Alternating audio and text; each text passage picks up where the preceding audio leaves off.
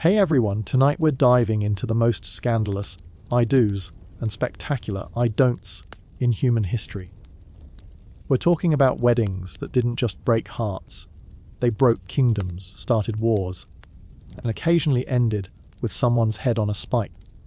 So before we get into the drama, hit that like button if you're ready for some royal chaos, and subscribe if you want more stories about people making spectacularly bad life choices in very expensive clothing. Drop a comment and let me know where you're watching from, and what's the most dramatic wedding you've ever attended. Trust me, it won't compare to what we're about to cover. Now grab your favorite drink, get comfortable, and let's explore the altar calls that made history books read like tabloids. From emperors marrying their dead sisters to kings, starting their own religions just to get divorced. These are the weddings that prove love isn't just blind, sometimes it's completely unhinged.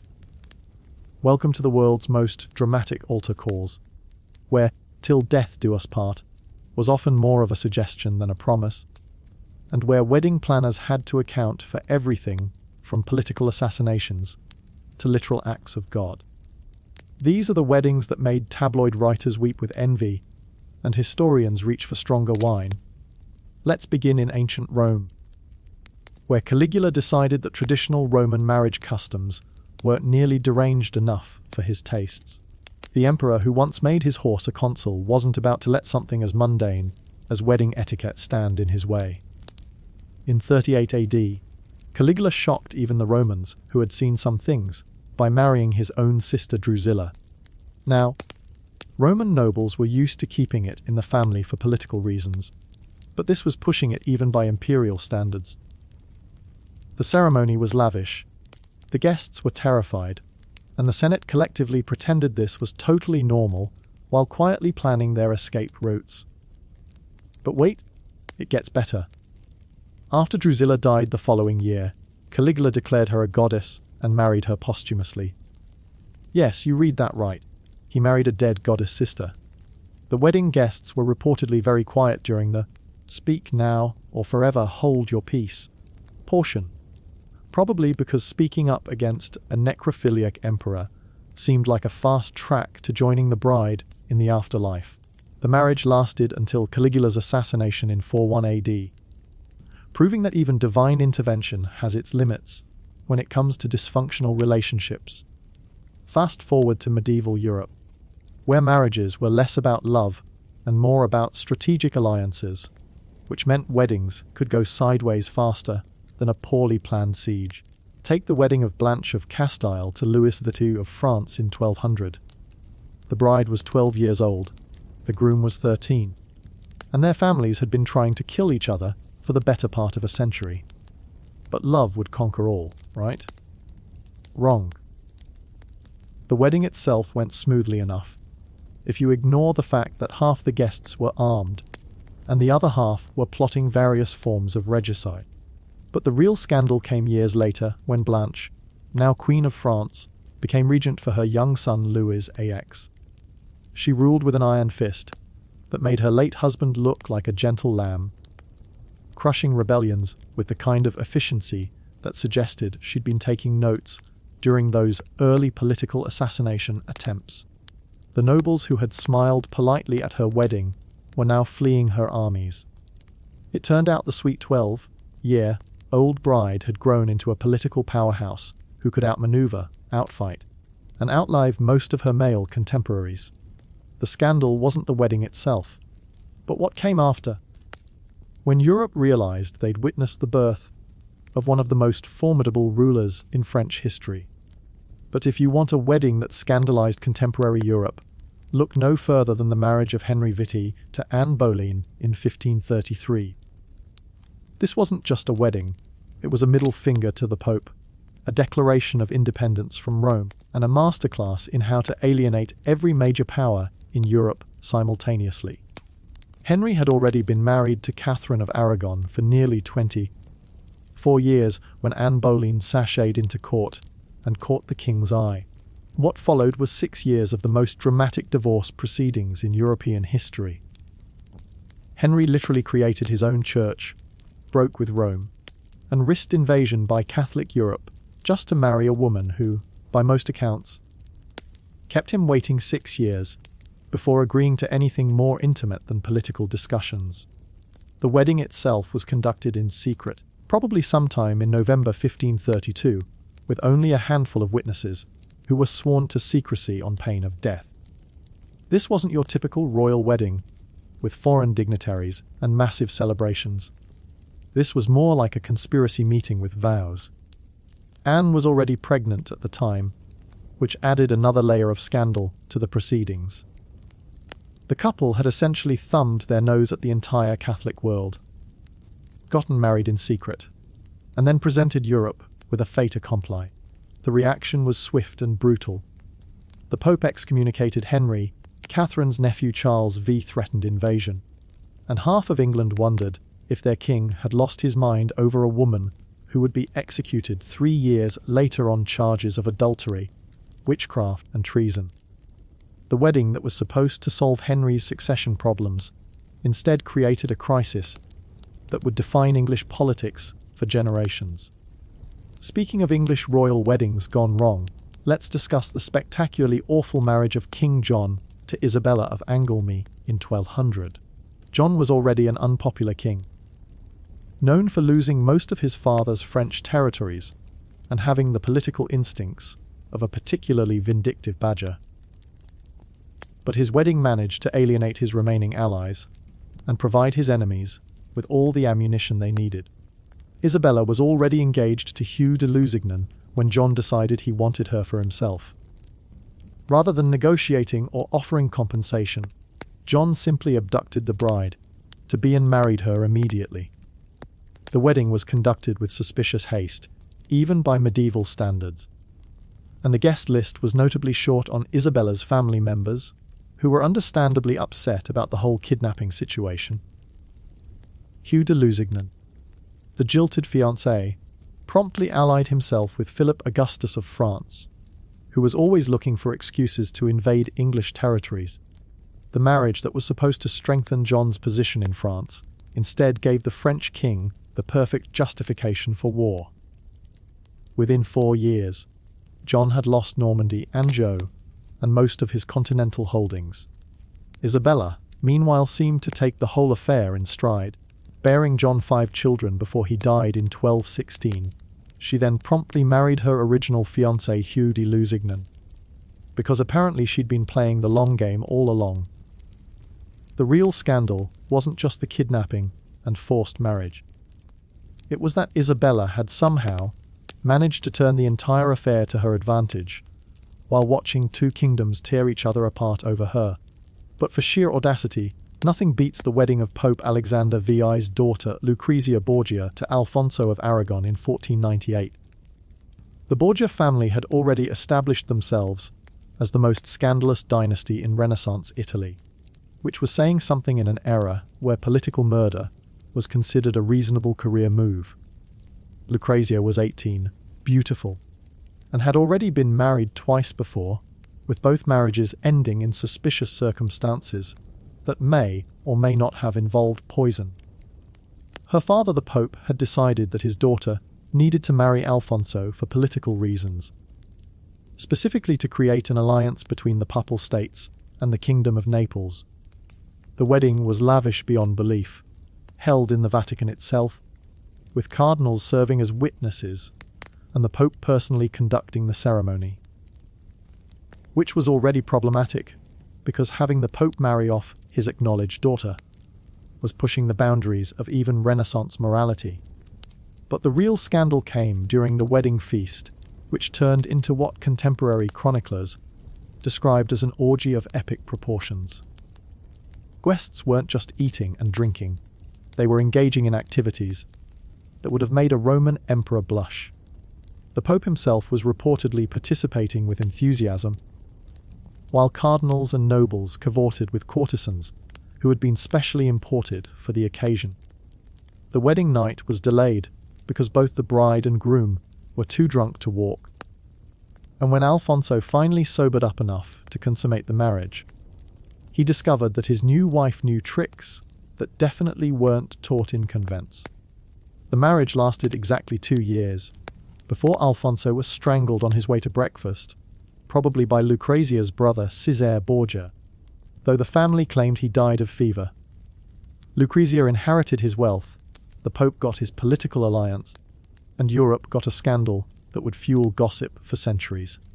Moving east to the Byzantine Empire, where weddings were often as much about survival as they were about love, we find the marriage of Emperor Justinian to Theodora in 525 AD.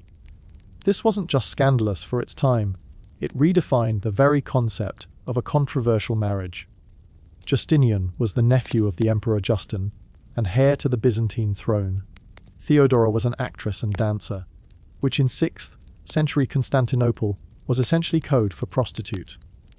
Byzantine law actually forbade senators from marrying actresses, but Justinian was so besotted with Theodora that he convinced his uncle to change the law specifically so he could marry her.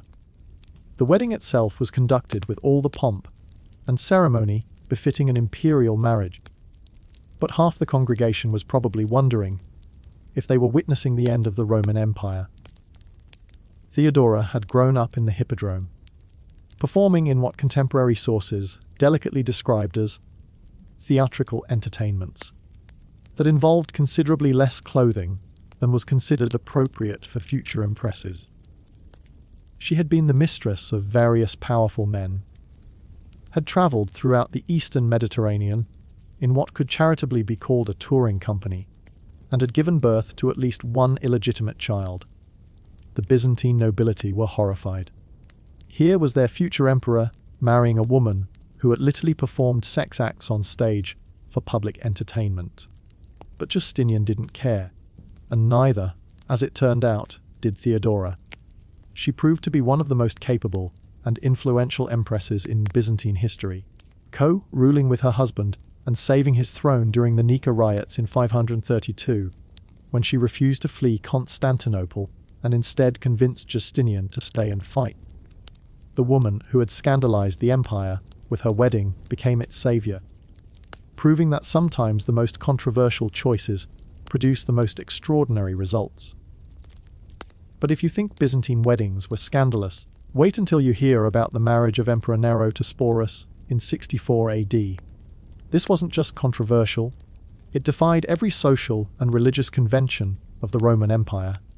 Nero had already established himself as one of Rome's more eccentric emperors, what with the whole fiddling while Rome burns thing and his tendency to execute family members for sport. But his marriage to Sporus took things to an entirely new level of weird. Sporus was a young man who bore a striking resemblance to Nero's deceased wife Poppaea, whom the emperor had allegedly kicked to death during a domestic dispute. Rather than dealing with his grief through traditional Roman methods, like conquering barbarians or building monuments, Nero decided to have Sporus castrated and then married him in a full public ceremony. The wedding was conducted with all the traditional Roman rituals, except for the minor detail that the bride was a eunuch in drag and the groom was the most powerful man in the world. Guests reportedly maintained straight faces throughout the ceremony, probably because laughing at the emperor's wedding choices was a good way to become lion food. Nero then spent the next few years treating Sporus as his wife, complete with public appearances where the former young man wore women's clothing and jewelry. The Roman people, who had seen their fair share of imperial eccentricity, were nevertheless baffled by the whole arrangement. When Nero was finally forced to commit suicide in 68 AD, Sporus was passed around between his successors like an unwanted wedding gift, eventually being forced to marry 2 more emperors, before finally taking his own life, rather than endure another imperial wedding. The whole affair demonstrated that even in an empire known for its excesses, there were still boundaries that could be crossed, and Nero had managed to cross every single one of them at his wedding. Let's hop over to medieval England, where marriages were typically arranged for political convenience and love was considered a charming, but ultimately irrelevant luxury, which makes the marriage of Edward IV to Elizabeth Woodville in 1464 all the more scandalous. Edward was young, handsome, and had recently won the throne of England through the simple expedient of killing everyone who disagreed with him. His nobles expected him to make a strategic marriage alliance with a foreign princess, cementing England's position in European politics. Instead, Edward fell head over heels for Elizabeth Woodville, a widow with 2 children, whose husband had died fighting against Edward in the recent civil wars. She was beautiful, intelligent, and completely unsuitable as a queen. The marriage was conducted in secret in her family chapel, with only Elizabeth's mother and 2 priests as witnesses. When Edward finally revealed his marriage to his shocked nobles, they reacted about as well as you'd expect.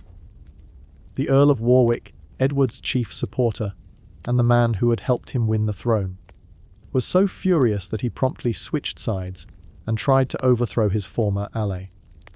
Elizabeth's elevation from widow to queen enraged the established nobility, who saw her as an upstart who had seduced their king through witchcraft.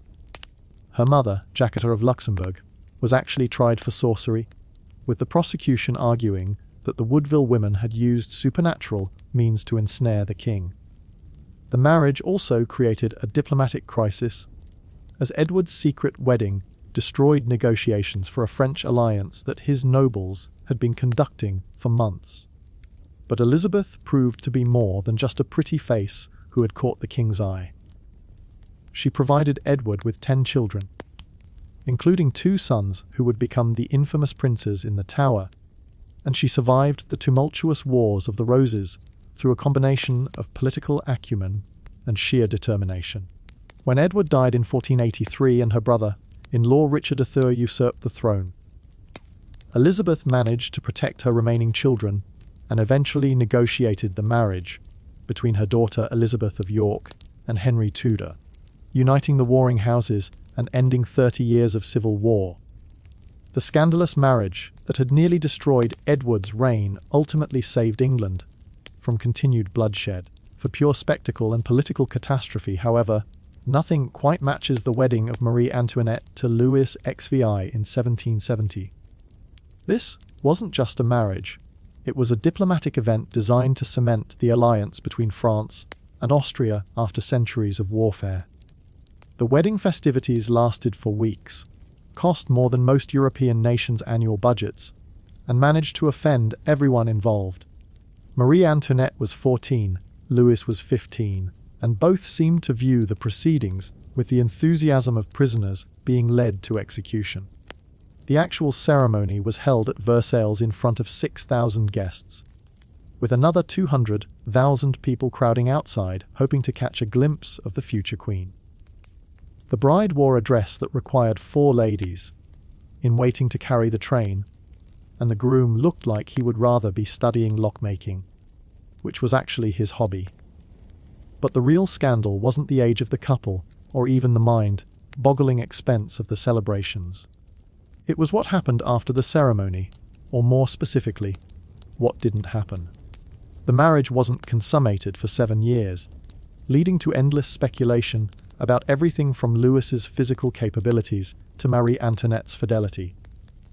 The French court, which had nothing better to do than gossip about their rulers' sex lives, spent nearly a decade analyzing every aspect of the royal couple's relationship. Pamphlets were distributed questioning Louis's masculinity and Marie Antoinette's virtue, with increasingly creative theories about why the future king and queen weren't producing heirs. When they finally did consummate the marriage and start having children, it was almost too late.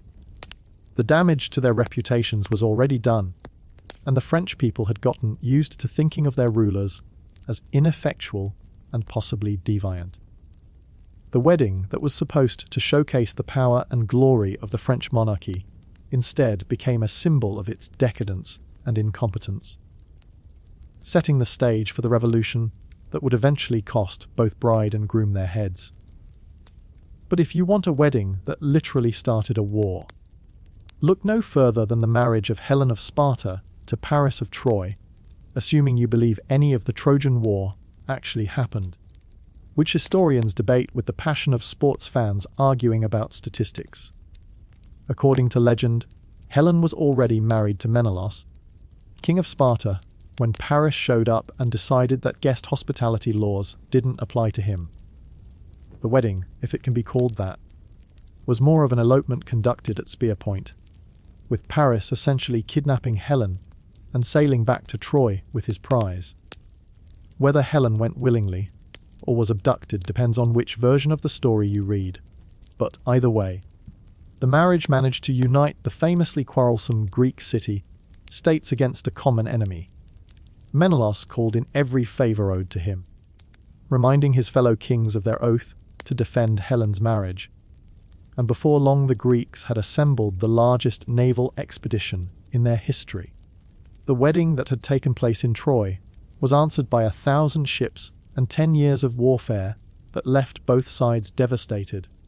The ceremony itself was probably conducted according to Trojan customs, with Paris and Helen exchanging vows before the gods, while Menelaus was back in Sparta wondering why his wife's bedroom was suddenly empty. The marriage lasted exactly as long as Troy did, ending when the city fell and Helen was either rescued or recaptured by her original husband. Depending on your perspective, Paris died during the siege, probably regretting his decision to steal another man's wife, especially one whose dowry included the entire Greek military. The wedding that launched 1,000 ships proved that in the ancient world, marriage wasn't just a personal matter, it was a potential act of war that could bring down civilizations. Moving to more recent times, let's examine the wedding of King Edward VT to Wallis Simpson in 1937, which managed to bring down a monarchy without a single shot being fired.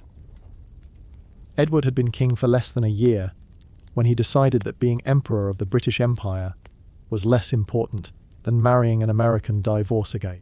Wallis Simpson was twice divorced, which was problematic enough in 1930s Britain, but she was also American, which added another layer of scandal to the proceedings. The British establishment was horrified at the prospect of their king marrying a woman who had already discarded 2 husbands and showed no particular interest in British customs or traditions. The Archbishop of Canterbury refused to perform the ceremony. Parliament threatened to resign en masse, and the Commonwealth nations made it clear that they would not accept Wallis as their queen. Rather than finding a compromise or simply keeping Wallis as a mistress, Edward chose to abdicate, throwing the British royal family into crisis and paving the way for his brother George VI to become king just as World War II was approaching.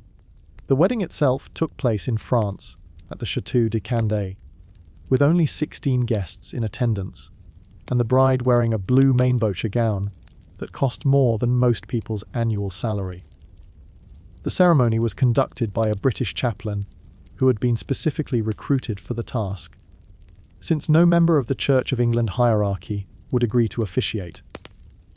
The Duke and Duchess of Windsor, as they became known, spent the rest of their lives in exile, moving between Paris and the Bahamas, while Edward's younger brother struggled with the responsibilities of kingship during Britain's darkest hour.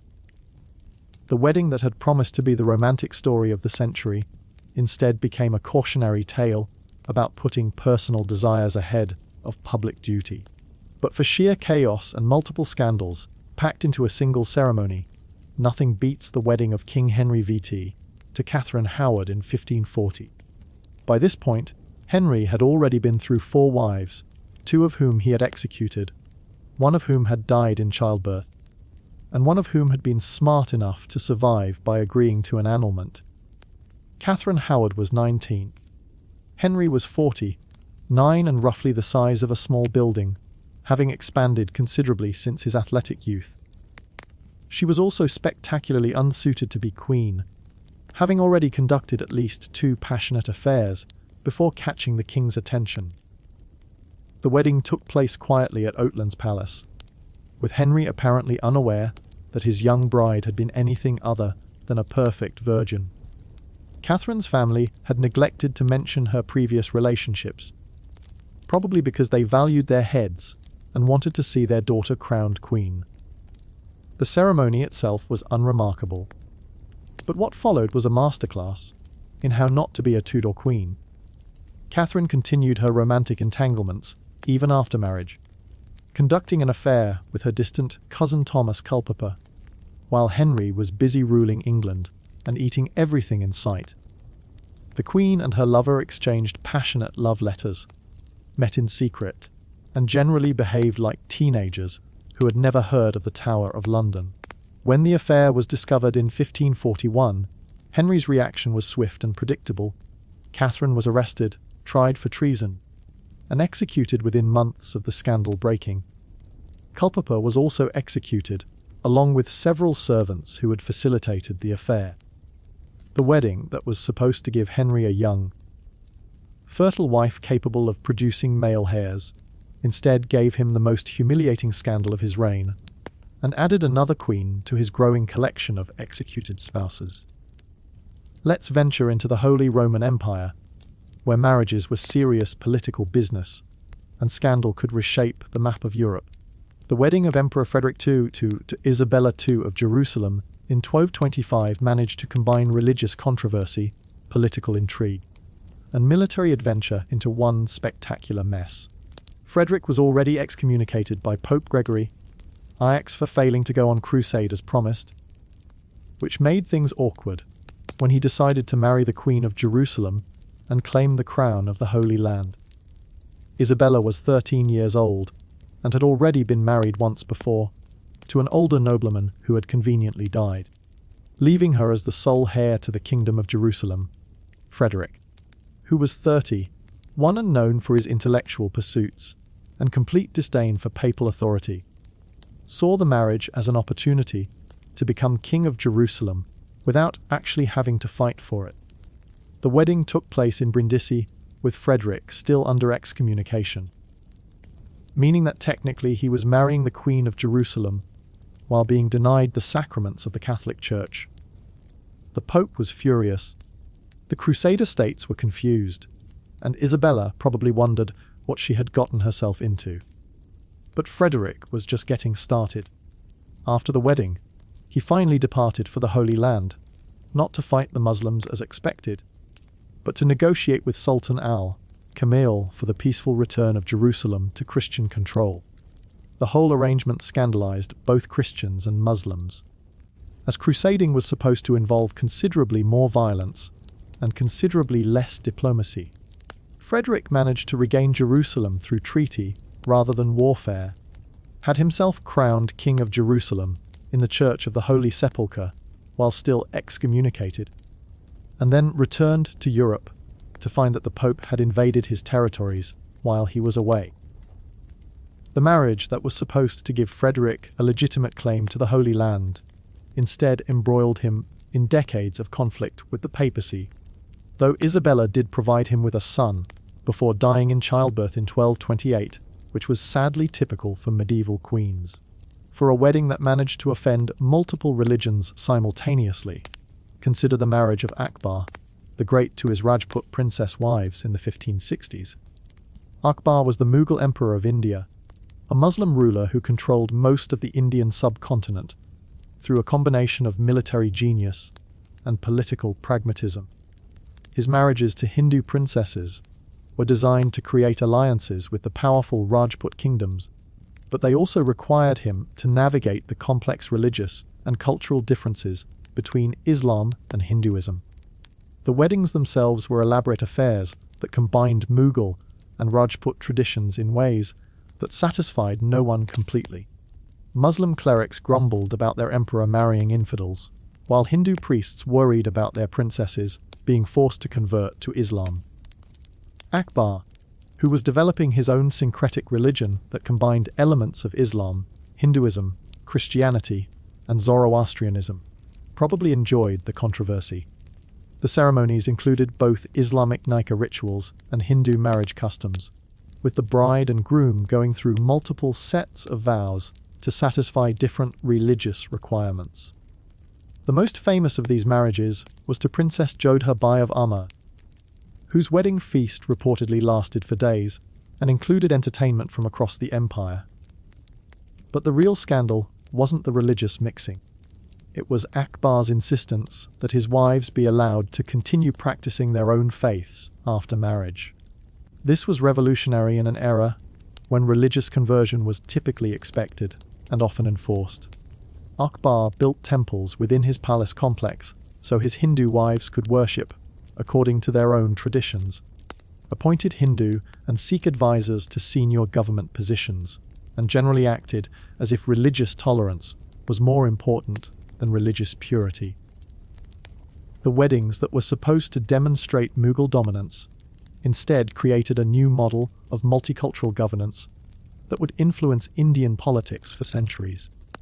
But for sheer spectacle combined with political disaster, nothing quite matches the wedding of Napoleon Bonaparte to Marie Louise of Austria in 1810. Napoleon had already been married once before to Josephine de Beauharnais, but had divorced her when she failed to produce an heir. His marriage to Marie Louise was designed to legitimize his empire by connecting him to the ancient Habsburg dynasty that had ruled much of Europe for centuries. The bride was 18, the daughter of Emperor Francis I of Austria, and had been raised to think of Napoleon as the Antichrist, who had spent the previous 15 years conquering her family's territories. The wedding was conducted by proxy in Vienna, with Archduke Charles standing in for Napoleon, followed by a second ceremony in Paris, when Marie Louise finally met her new husband. The Paris ceremony was held at the Louvre with 6,000 guests, including nearly every crowned head of Europe who hadn't been overthrown by Napoleon yet. The bride wore a dress that required 8 ladies in waiting to manage, and the groom wore so many medals and decorations that he looked like a walking jewelry store. But the real scandal wasn't the opulence of the ceremony, or even the political implications of the alliance between France and Austria. It was what the marriage represented to the rest of Europe. Napoleon, the Corsican artillery officer who had made himself emperor through military conquest, was now married into the oldest royal family in Europe. Kings who could trace their lineage back centuries were watching a commoner's son marry an archduchess and claim equality with them. The wedding feast allegedly cost more than entire national budgets, with exotic foods imported from across the French Empire and entertainment that included everything from ballet to fireworks to a mechanical elephant that dispensed wine from its trunk. The marriage did produce an heir, Napoleon II, but it couldn't save the empire from the disaster of the Russian campaign in 1812. When Napoleon was finally defeated and exiled to St. Helena, Marie Louise remained in Europe with their son, effectively abandoning her husband to live as the Duchess of Parma. The wedding that was supposed to secure Napoleon's dynasty instead became the last grand gesture of an empire heading toward collapse. Moving into the modern era, let's examine the wedding of King Farouk I of Egypt to Farida in 1938, which managed to combine royal extravagance with political tone, deftness in ways that would have impressed Marie Antoinette. Egypt was still nominally under British influence. Most of the population lived in poverty, and tensions with neighboring countries were increasing daily. This seemed like the perfect time for a wedding that cost more than the national education budget.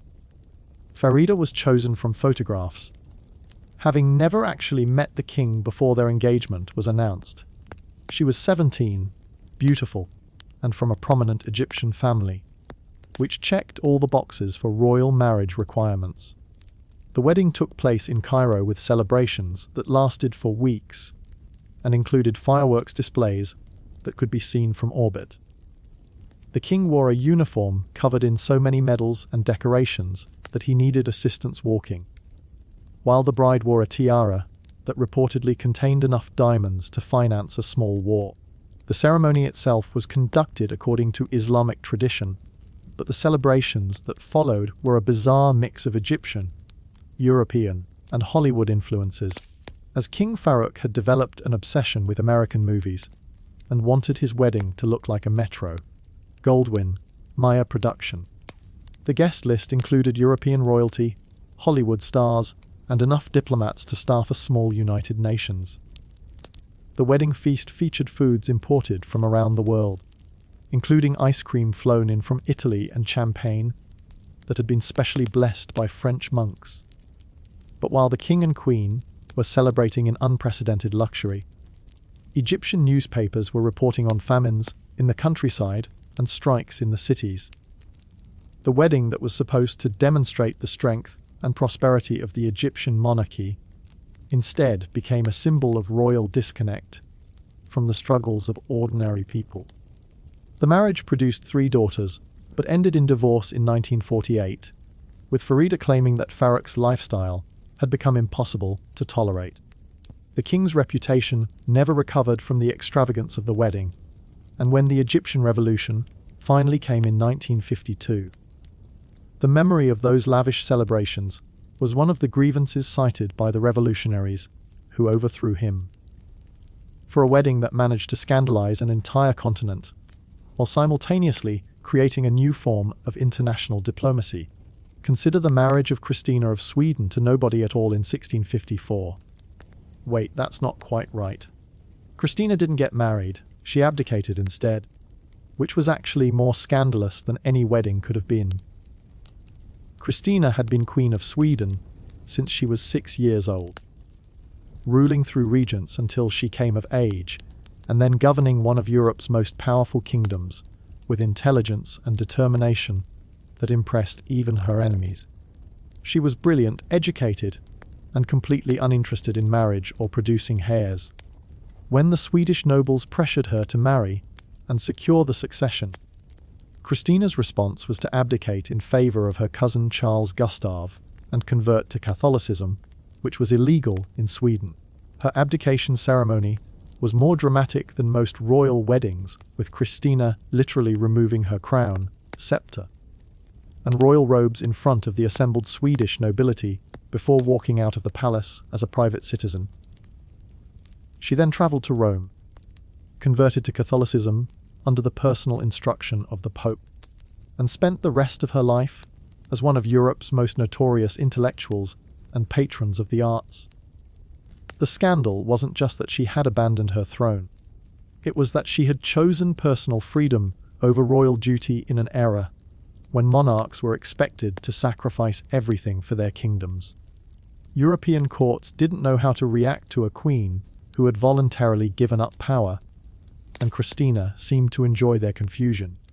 She lived in Rome for the rest of her life, holding salons where philosophers, artists, and scientists gathered to discuss ideas that were often too radical for their home countries. The wedding she never had became more famous than most royal marriages, proving that sometimes the most scandalous thing a ruler can do is refuse to conform to expectations. But if you want a wedding that combined political intrigue, religious controversy, and family drama into one spectacular disaster, look no further than the marriage of King James II of England to Mary of Modena in 1673. James was already controversial as a Catholic heir to a Protestant throne, and his first wife, Anne Hyde, had converted to Catholicism shortly before her death, which had made Parliament nervous about the religious future of England. When James announced his intention to marry Mary of Modena, a 15-year-old Italian Catholic princess, Parliament practically had a collective nervous breakdown. The proposed marriage managed to offend English Protestants, who saw it as evidence of a Catholic conspiracy to restore Roman rule to England, and English Catholics, who thought James could have made a more politically advantageous choice. The wedding was conducted by proxy in Modena, with James's representative standing in for the groom, followed by a second ceremony when Mary arrived in England. Both ceremonies were conducted according to Catholic rites, which was technically legal but politically explosive in a country where anti-Catholic sentiment was approaching hysteria. The English people, who had been told for over a century that Catholics were foreign agents plotting to destroy English liberties, saw the marriage as confirmation of their worst fears. Mary was young, beautiful, and utterly unprepared for the hostility she encountered in England, where Protestant crowds sometimes gathered outside her residence to shout insults and accusations. The marriage did produce heirs, including a son born in 1688 whose birth precipitated the Glorious Revolution, as Parliament decided that a Catholic dynasty was unacceptable and invited William of Orange to invade England. The wedding that was supposed to secure James's position instead provided his enemies with the justification they needed to overthrow him and invite foreign rulers to take his place. Let's journey to Russia, where weddings were serious affairs involving enough alcohol to float the Baltic fleet and political implications that could reshape Eastern Europe. The marriage of Peter the Great to Catherine I in 1707 was scandalous not because of the ceremony itself, but because of who the bride was and how she had met the Tsar. Catherine had been born Marta Skivronska, a Lithuanian peasant girl who had worked as a servant before being captured during the Great Northern War and eventually becoming Peter's mistress. She was illiterate, had no noble blood, and had already been married to a Swedish dragoon who may or may not have been killed in battle. None of this mattered to Peter, who had fallen completely under her spell, and decided that traditional Russian marriage customs could adapt to his personal preferences. The wedding was conducted according to Orthodox Christian rites, but with considerable modifications to account for the fact that the bride might already be married and definitely wasn't a virgin. Peter, who stood nearly 7 feet tall and had hands the size of dinner plates, looked somewhat incongruous next to Catherine, who was petite and possessed of the kind of earthy charm that had helped her survive as a prisoner of war. The ceremony was attended by Russian nobles who had learned not to question their Tsar's decisions, no matter how unconventional they might seem. But the real scandal wasn't the wedding itself, it was what followed. Catherine proved to be exactly the kind of partner Peter needed, supporting his military campaigns, managing court politics with shrewd intelligence, and providing him with children who survived the dangerous early years of childhood. When Peter died in 1725, Catherine became empress in her own right.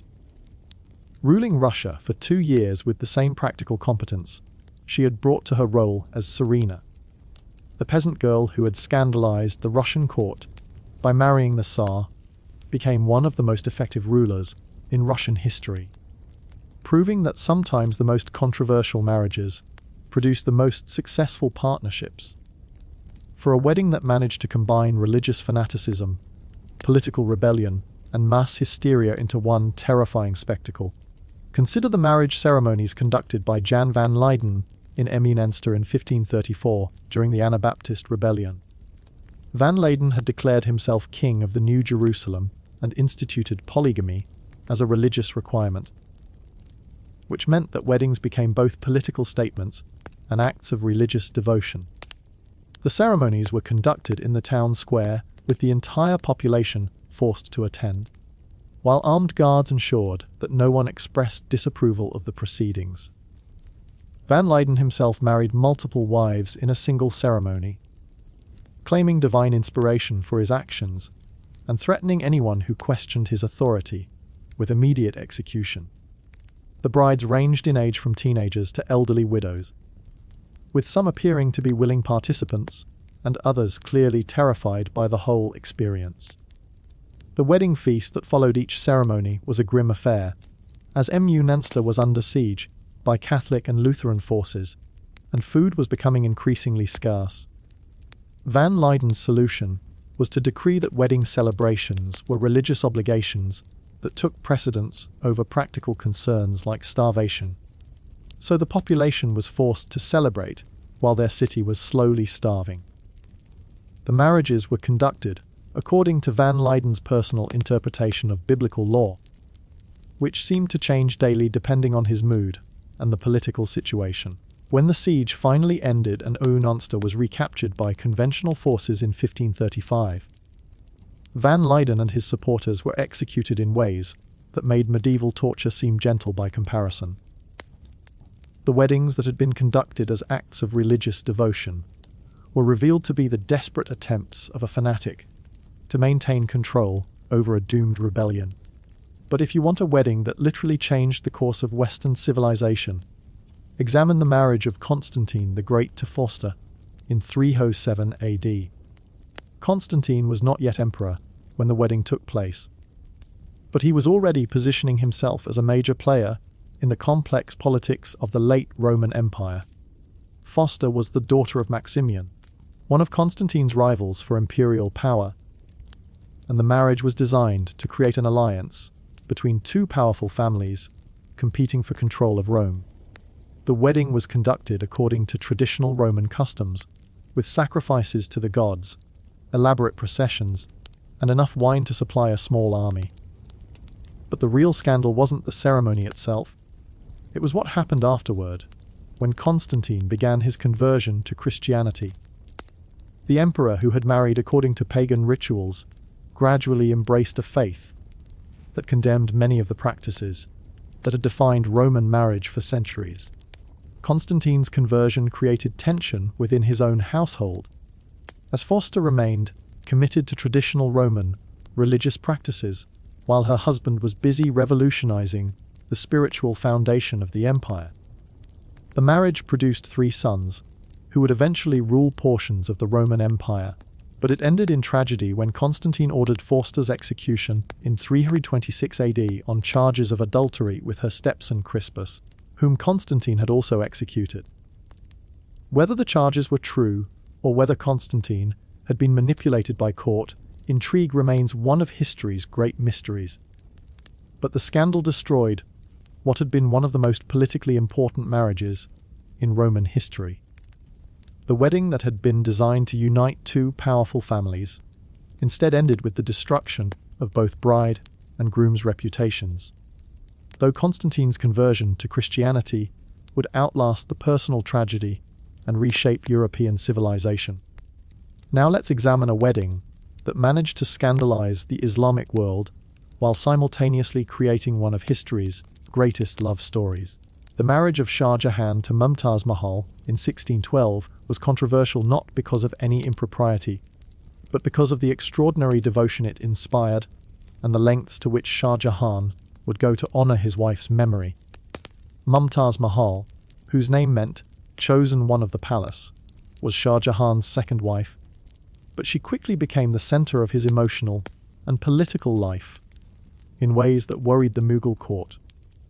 The wedding itself was conducted according to Islamic tradition, with celebrations that lasted for weeks and included some of the most elaborate entertainment in Mughal history. But the real scandal began after the ceremony, when it became clear that Shah Jahan was so devoted to his wife that he was neglecting his other political and military obligations. Mumtaz Mahal accompanied him on military campaigns, advised him on matters of state, and bore him 14 children in 19 years of marriage, which was excessive even by royal standards, when she died in childbirth in 1631. Shah Jahan's grief was so extreme that it worried his advisors and enemies alike.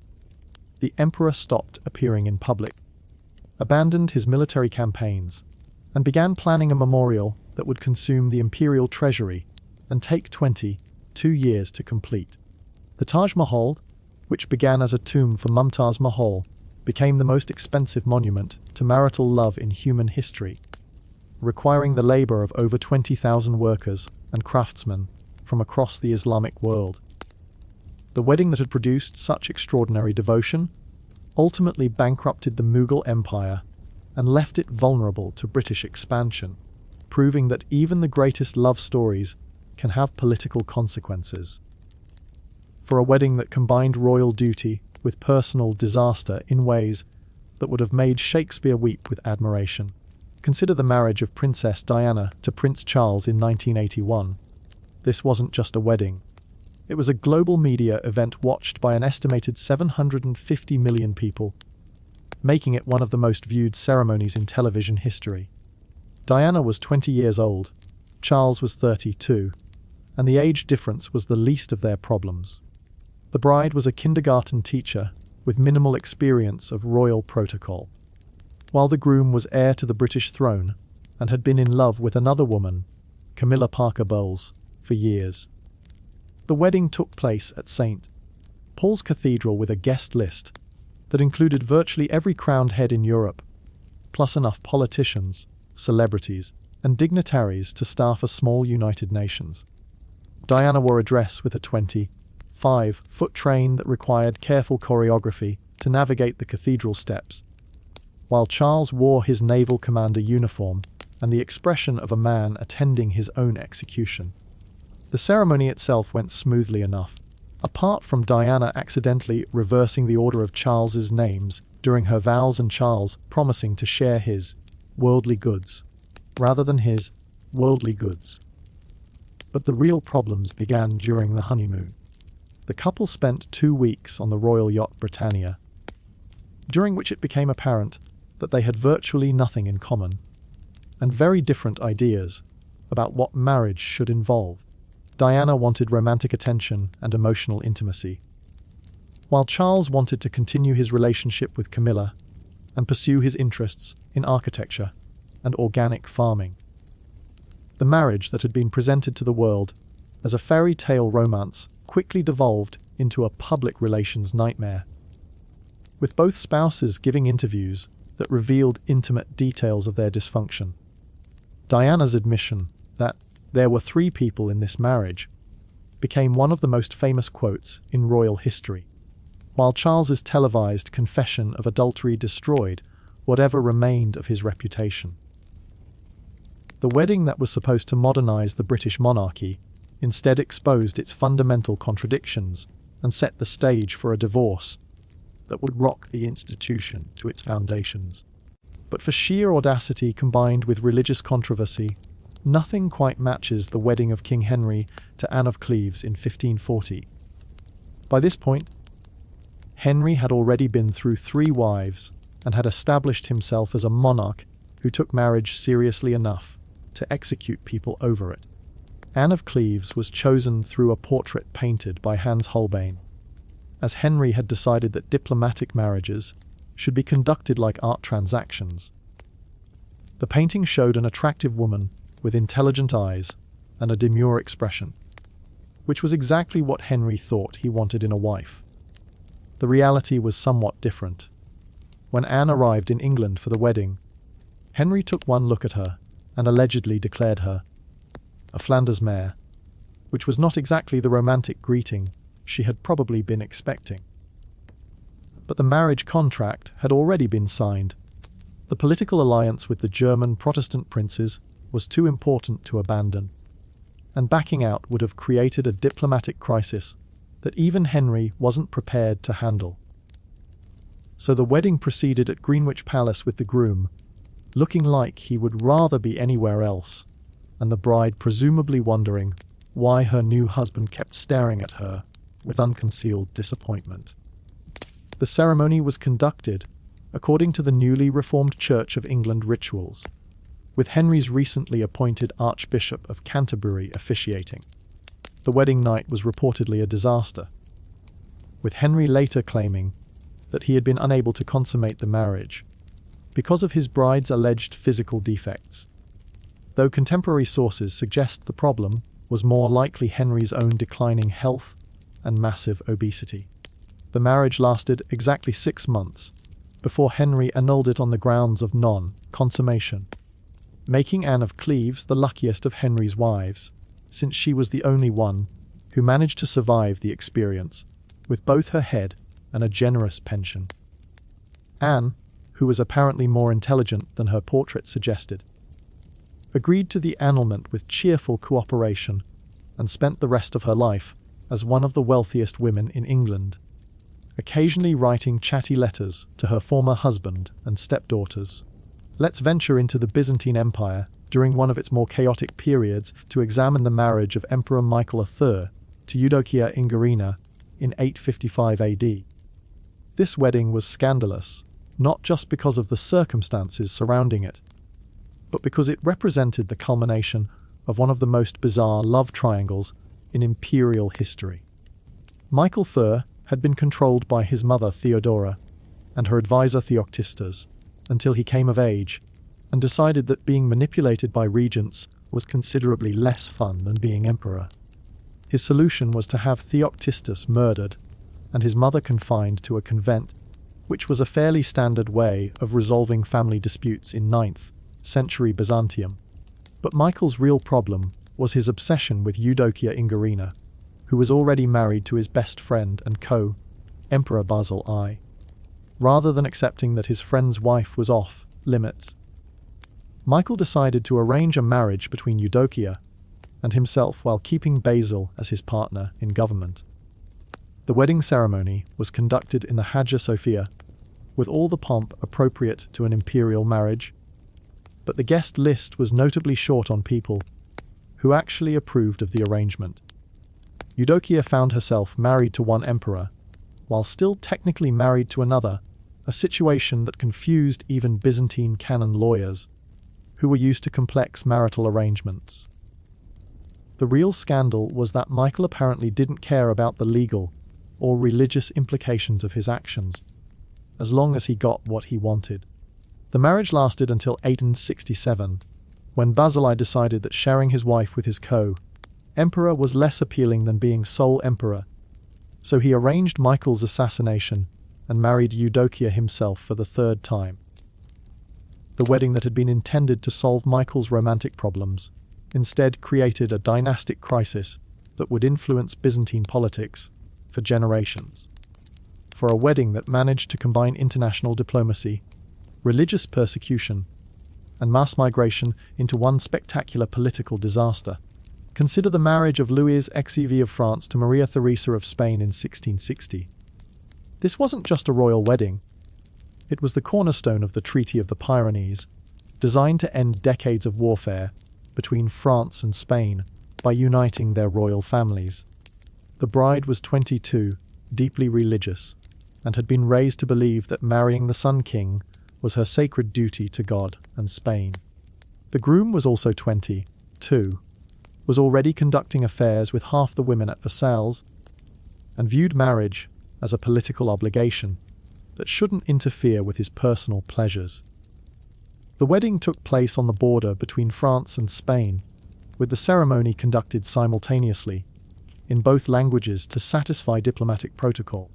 Louis wore cloth of gold that reflected sunlight like a mirror, while Maria Theresa wore traditional Spanish court dress that made her look like a walking cathedral.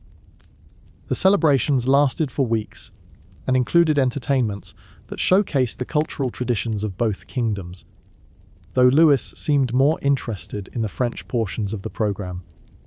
But the real scandal wasn't the wedding itself. It was what it represented for religious minorities in both countries.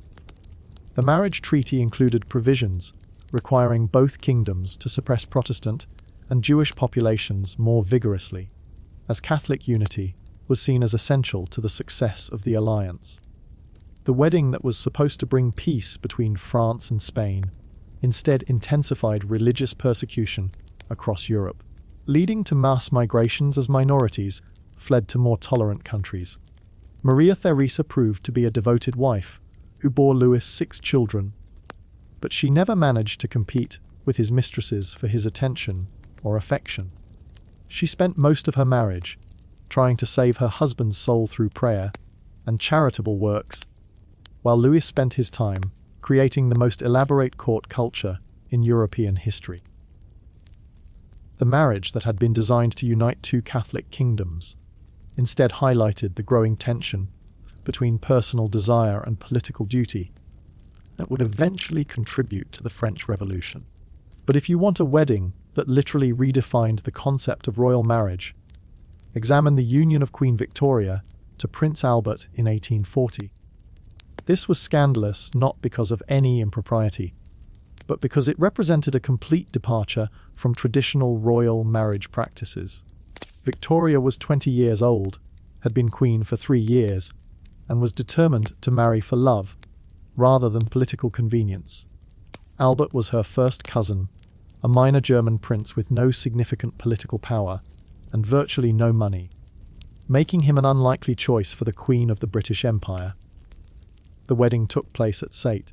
James's Palace with a relatively modest guest list by royal standards, though the ceremony was still elaborate enough to require weeks of planning and coordination.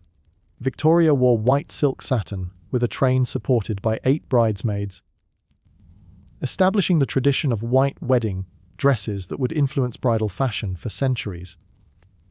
Albert wore the uniform of a British field marshal, though he had never actually commanded troops in battle, and probably couldn't have found his way around a battlefield without assistance.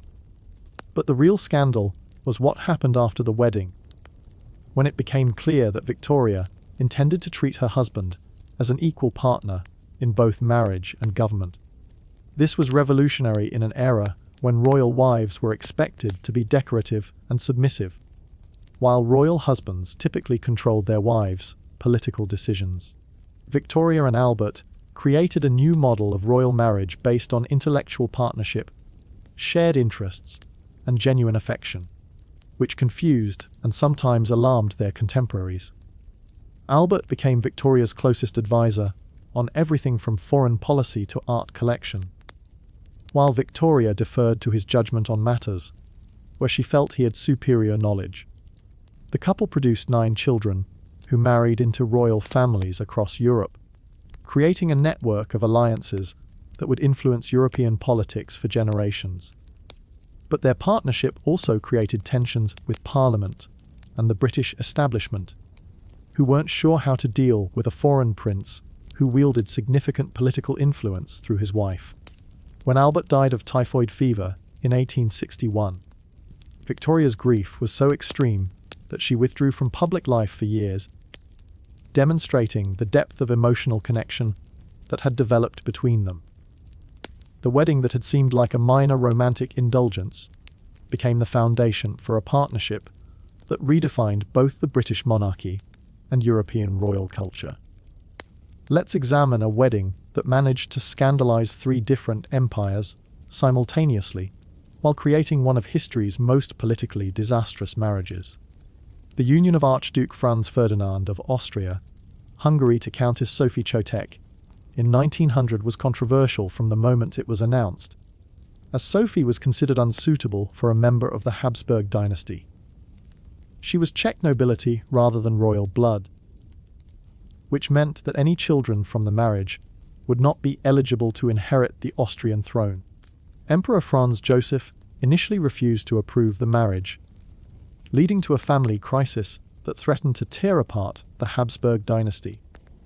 The wedding finally took place at Reichstadt Castle in a private ceremony that was deliberately conducted away from Vienna to minimize the political implications.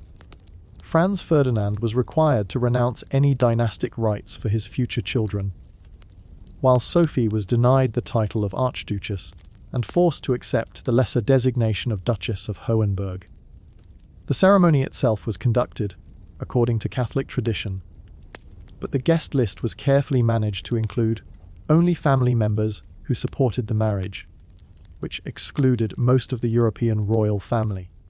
Sophie wore a relatively simple dress by royal standards, while Franz Ferdinand wore his military uniform, probably because it was one of the few formal outfits he owned that hadn't been selected by Habsburg protocol officers. But the real scandal wasn't the wedding ceremony. It was the couple's determination to create a happy marriage, despite the political obstacles surrounding them. Franz Ferdinand and Sophie proved to be genuinely devoted to each other, producing 3 children and maintaining a household that was notably more relaxed and affectionate than most royal residences.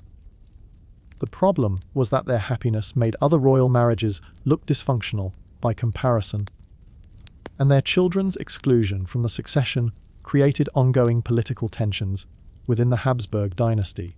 When Franz Ferdinand was assassinated in Sarajevo in 1914, Sophie died beside him, and their deaths provided the immediate cause for World War I.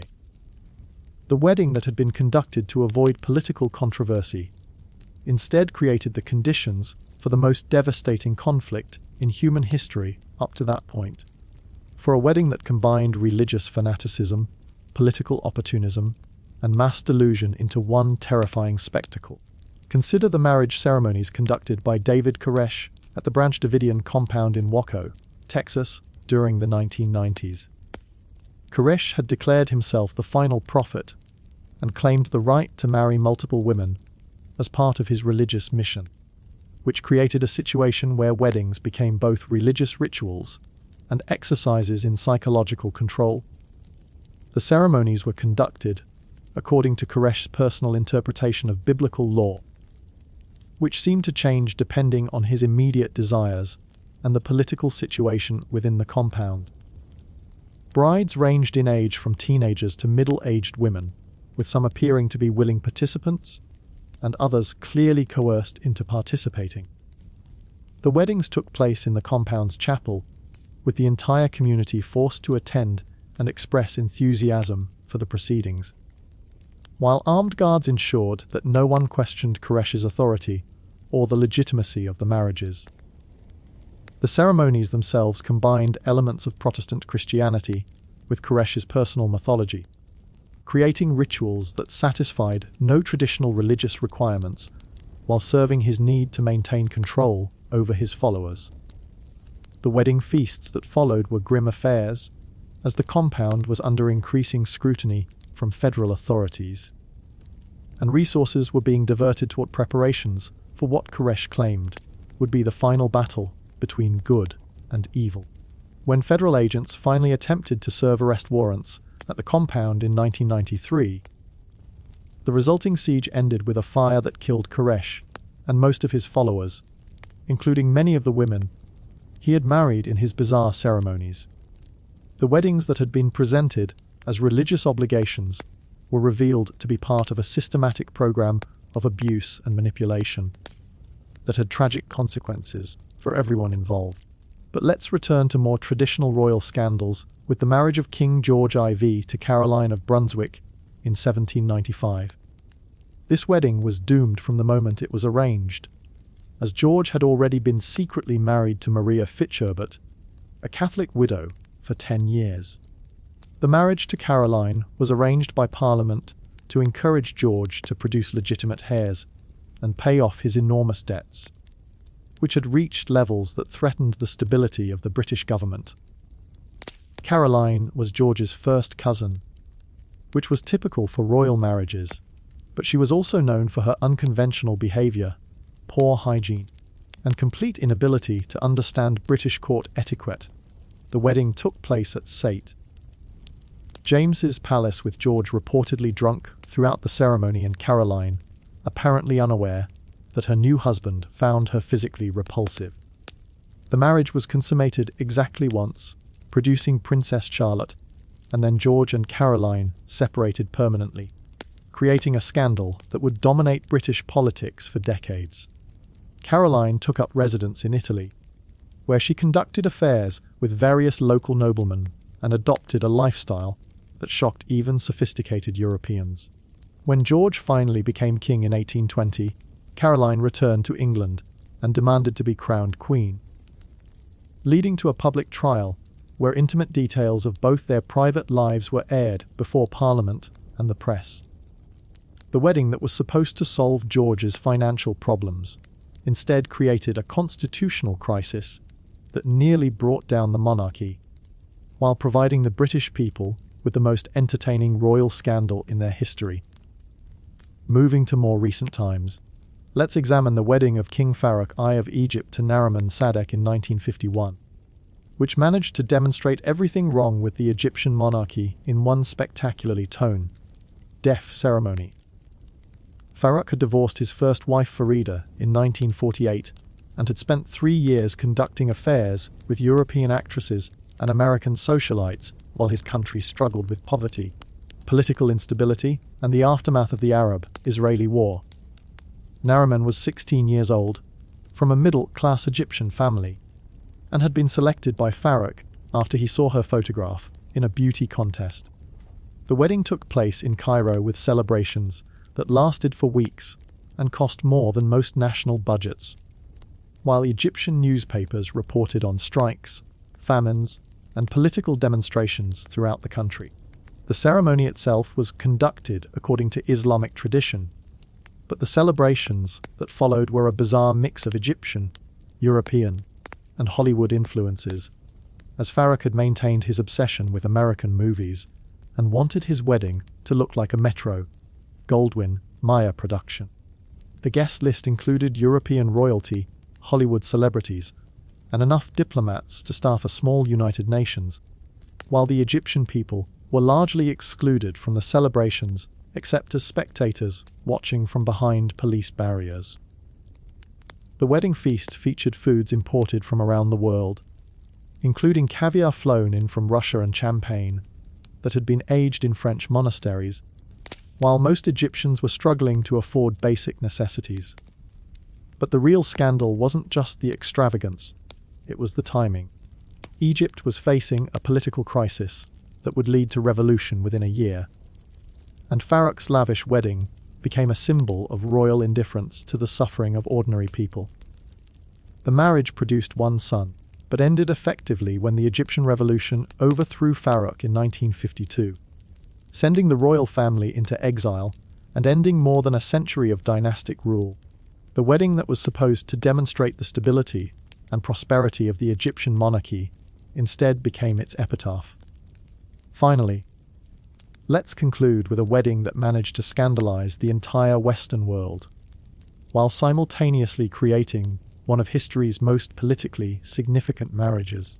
The union of Jacqueline Kennedy to Aristotle Onassis in 1968 was controversial not because of any legal impropriety, but because of what it represented to a grieving American public. Jackie had become an international icon of dignity and grace after President Kennedy's assassination in 1963, and her remarriage to a Greek shipping magnate 23 years her senior seemed like a betrayal of her husband's memory. Onassis was one of the richest men in the world, but he was also divorced, foreign, and known for his affairs with famous women, including Maria Callas.